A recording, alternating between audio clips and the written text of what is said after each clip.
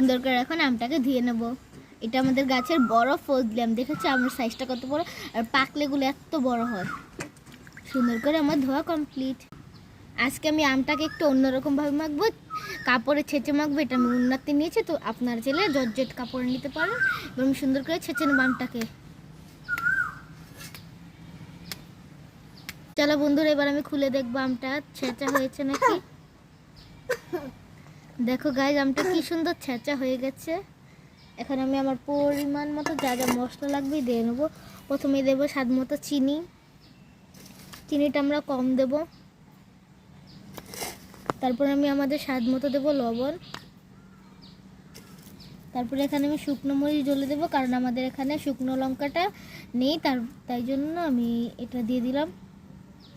মরিচের গুঁড়ো নেই বলে আমি শুকনো মরিচ পুরো দিয়ে দিয়েছি। আর শেষে দেবো আমি খাঁটি সরিষার তেল।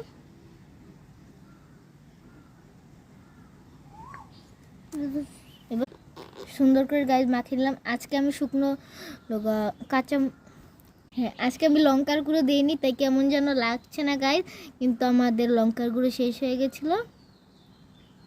তো আমাদের মাখানো এখানে কমপ্লিট। এখন আমি আমটা আপনাদের টেস্ট করে দেখাবো কেমন হয়েছে।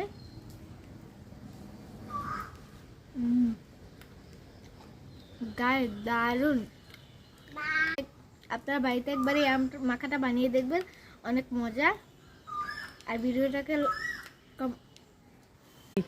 আর আমার ভিডিওটাকে সাবস্ক্রাইব করতে ভুলবেন না। Thanks for watching, bye. খাচ্ছি আমি খাচ্ছি, টাটা।